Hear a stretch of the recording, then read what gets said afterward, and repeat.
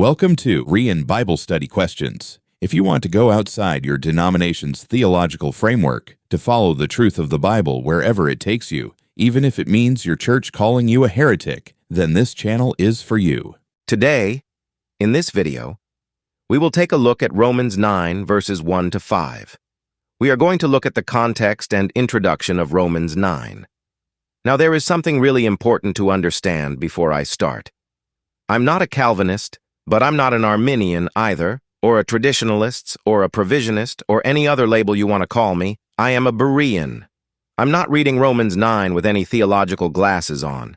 I'm just trying to read what it says in context following the text where it leads. The idea isn't that we say, the Calvinistic reading of Romans 9 fits better than the Arminian version, for example, therefore Calvinism must be right. The idea is we put all theological systems to one side and just read the text in context and see what it says. So first of all, the context of Romans 9. Romans 8, the chapter before, finishes by saying that nothing can separate us from the love of God. An amazing statement for Paul to say and us to think about. That nothing can separate us Christians from the love of God. Nothing. Nothing. Nothing. Paul lists lots of things, including everything else in all creation. This is a real high point in Romans.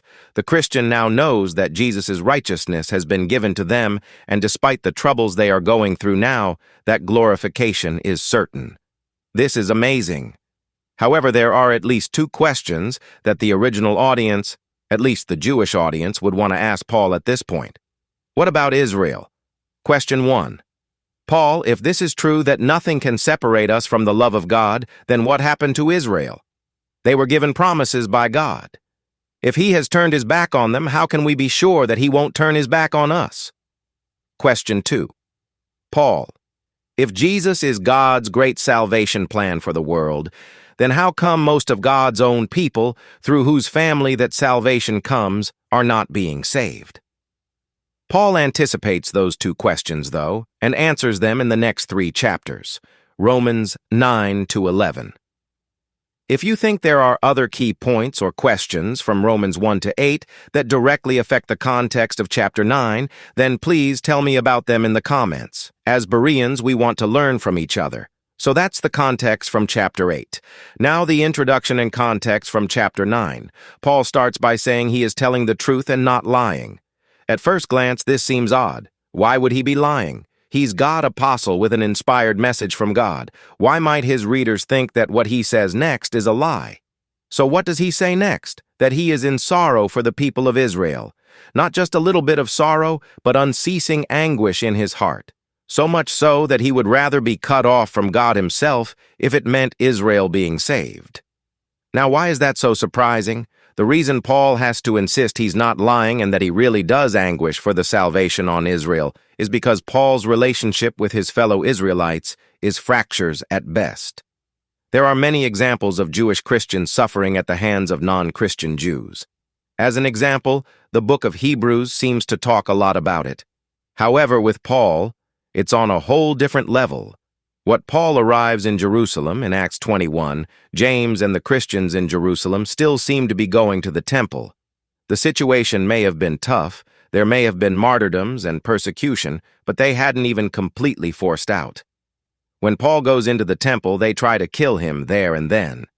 Their hatred for him was clearly higher than the average Christian Jew in Jerusalem. Acts 21, verse 28 tells us why they hated him so much. They say Paul is teaching everyone against them, their law and their temple. Acts 20 verses 20 and 21 say that there are thousands of Jewish Christians who had been told that Paul tells Jews living amongst Gentiles to not follow the law of Moses. So the Jews particularly hate Paul because he taught against following the law, and it would be easy to see how Paul had a reputation for not liking Jews. It gets worse, though. By the time Paul sits down to write Romans, he has already written the book of Galatians. In that book, Paul absolutely hammers the Jews. He says things like, "Let them be accursed for teaching a different gospel, and that those who want the Galatians to be circumcised should go the whole way and emasculate themselves." But the most offensive thing to the Jews by a long way is what Paul says in chapter 4, When Paul uses the analogy of Sarah the free women and Hagar the slave women, and how the Jews are now the child of the slave women. This is unbelievably offensive to the Jews. This will be important later.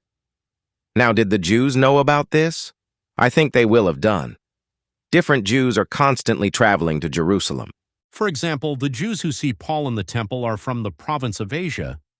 Jews from around the known world would have come to Jerusalem for festivals, just as they did for Pentecost in Acts 2. There is no doubt that Paul was discussed by Jews all over the place. Acts 21 verse 21 says that the Jews in Jerusalem had been informed about Paul. There are other examples in Acts of Jews going from one place to another to cause problems for Paul and telling the locals their view of what he was like. Paul wrote Galatians because Jews had been telling the Galatians they must keep the law. It seems likely those Jews would have seen the letter and everything it said about them, including that they were the child of the slave women. It also seems likely that they would have spread this around. Paul seems to have a reputation among Jews for telling people they don't need to keep the law. It seems very likely that he also had a reputation for describing the Jews as the child of the slave women. The Jews believed Paul hated them and everything about them, and that he was very offensive, calling them the child of the slave women.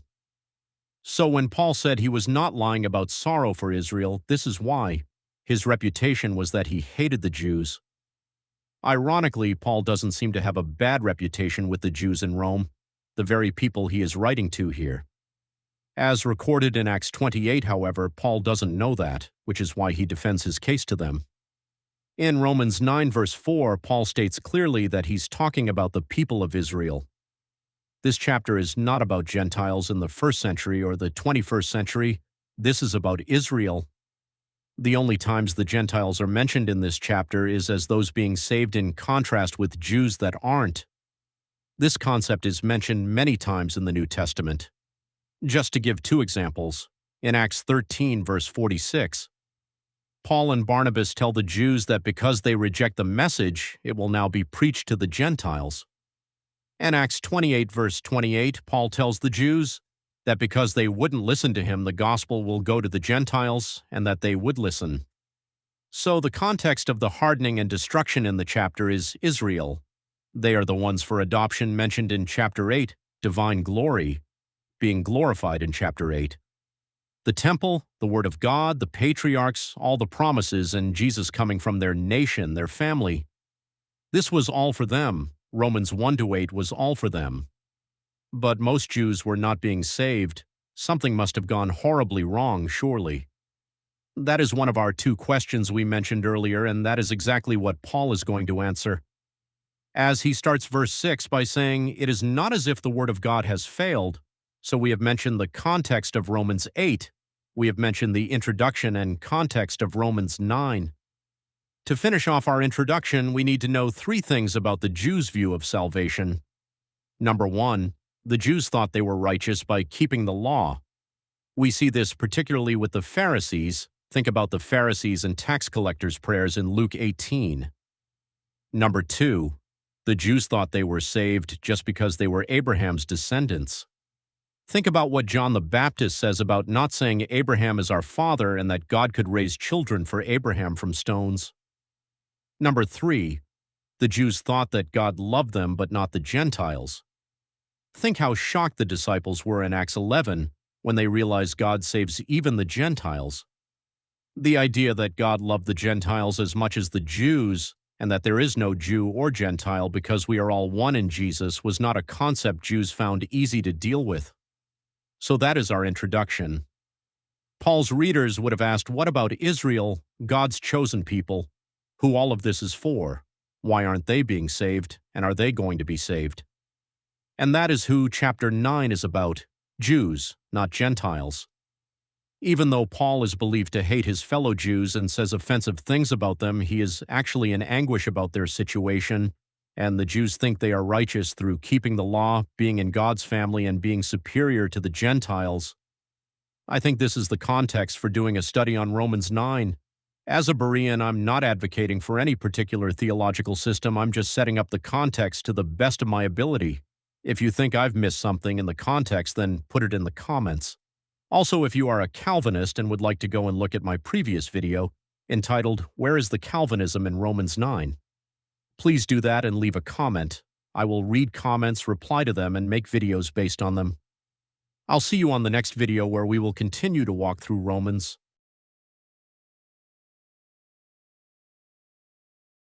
Thank you for listening to Berean Bible Study Questions. If you want to go outside your denomination's theological framework to follow the truth of the Bible wherever it takes you, even if it means your church calling you a heretic, then this channel is for you.